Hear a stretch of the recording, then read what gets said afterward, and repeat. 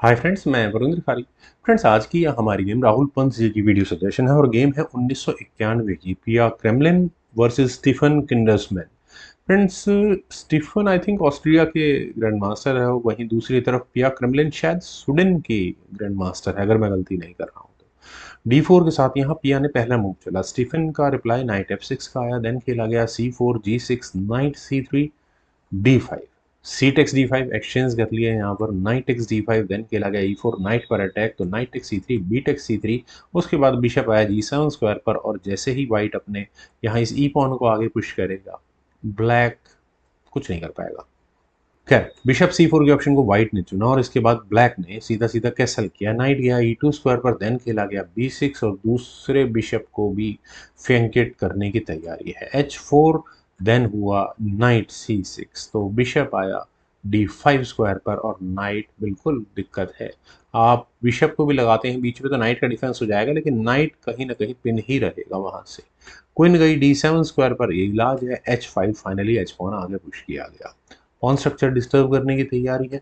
E6, bishop को हटाओ ही पहले यहाँ से। बिशप गया B3 स्क्वायर पर, देन हुआ बिशप A6। और बिशप A6 क्या करने आ गया यार, अभी तो पता नहीं क्या करेगा। खैर, H takes G6, H takes G6, then knight गया F4 स्क्वायर पर। अब व्हाइट कम से कम थोड़ी देर के लिए कैसल करने में तो इश्यूज हैं। रुक अटैक गोज टू E8, और फ्रेंड्स एफ फाइल के रुक को अगर आप डी, तो ये जो एक 8 स्क्वायर पर रखा हुआ है, इसका क्या होगा? यही बेहतर था ना, D8 स्क्वायर पर आ जाता, उसके बाद आप दूसरे रुक को ई फाइल में ले आते। खैर, नाइट टेक C6, और फ्रेंड्स देखिए जो कॉम्बिनेशन यहाँ पर बनाकर बैठा है वाइट यानी पिया क्रेमलिन, वो अब उन्होंने लगाना शुरू कर दिया है। उन्होंने दिया है यहाँ पर नाइट सेक्रीफाइस। ई टेक्स F6, पॉन फिलहाल बिल्कुल एग्जैक्टली पिन है, तो क्वीन G4, और अगले मूव में थ्रेट क्या है? अगले मूव में थ्रेट है चेक देकर बिल्कुल किंग क्वीन पर फॉक लगाने की। लास्ट सिंपल था रुकी के E8 स्क्वायर पर आने का। अगर यहाँ से ये गेम आगे बढ़ती है तो क्वीन टेक्स G6 ही होता और फर्दर ये गेम आगे बढ़ती रहती। लेकिन यहाँ इस पॉइंट पर बिशप आया C8 स्क्वायर पर। ठीक है, चलिए पॉन थोड़ी देर के लिए डिफेंड हो चुका है। क्वीन टेक्स G6 होना ही था। और फ्रेंड्स यहाँ मैं फिर दोबारा कहूंगा कि रुक E8 एक बेहतर ऑप्शन थी, यहाँ खेली जा सकती थी, अभी भी समय था। लेकिन नाइट टेक्स D4 के, अब नाइट टेक्स D4 का लॉजिकल एक्सप्लेनेशन नहीं है। एज अ वाइट मैं यहाँ सी टेक्स D4 क्यों ना करूं? मेरे पास कोई रीजन नहीं है ना करने का। आप क्या करोगे? किंग F8 में बिल्कुल सिंपल था, लेकिन रुक H3 यहाँ पहले वाइट ने चला, और देखिए होने क्या वाला है। आप क्वीन से चेक दोगे, किंग को F फाइल में धकेलोगे, उसके बाद रुक सामने आकर चेक देगा। बिशप को आप यहाँ टारगेट कर रहे हैं, नाइट भाई अपने आप हटा लो। यहाँ अब क्या करना चाहिए था? देखिए, जब इस तरह की गेम फंस जाती है तो सबसे पहले मैट्रिलेक्शंस की बात करूँ, क्वीन F7 एक ऑप्शन थी। और अरे नहीं, अरे ऑप्शन ही नहीं है, क्या ऑप्शन है? क्वीन H7 चेक होगा, किंग F8 स्क्वायर पर जाएगा, उसके बाद सी टेक्स D4, और अगले मूव में रुक कहाँ आकर क्या करने वाला है बिल्कुल क्लियर है, तो वो भी बेकार ऑप्शन है। खैर, यहाँ ब्लैक ने, स्टीफन ने नाइट टेक्स B3 के ऑप्शन को चुना। देखिए, एक पॉन जा चुका है, बिशप जा चुका है, और अगला अटैक रुक तक भी है, लेकिन उसको बचाना ही नहीं है। और बिशप को अगर मौका मिलेगा तो फॉक भी है, ऐसा नहीं है, प्रॉब्लम्स नहीं है।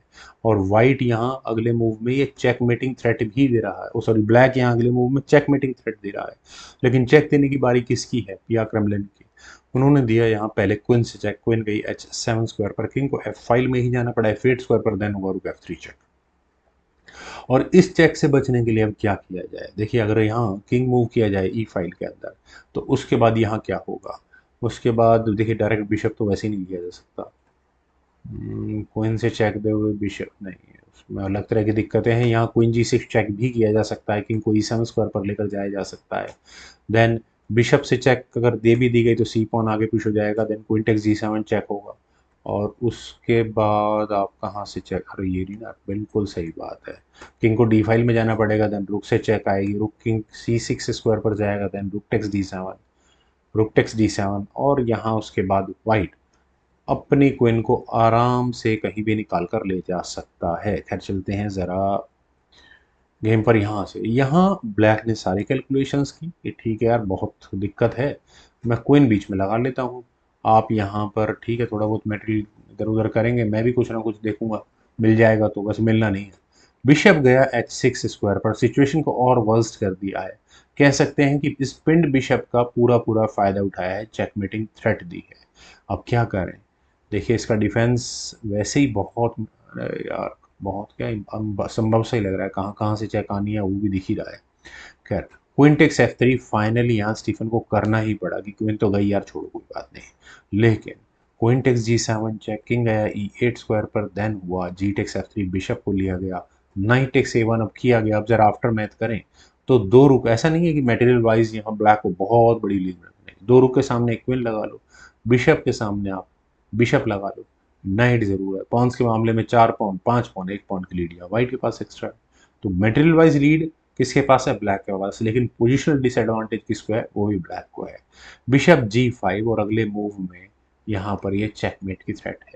वैसे तो मेरे ख्याल से यहीं खत्म कर देते गेम को, लेकिन यहाँ पहले ब्लैक ने एक चेक दी, नाइट c2 चेक, और जैसे ही व्हाइट ने अपने किंग को मूव किया f1 स्क्वायर पर, यहाँ इस मूव के बाद फाइनली रिजाइन करना पड़ गया।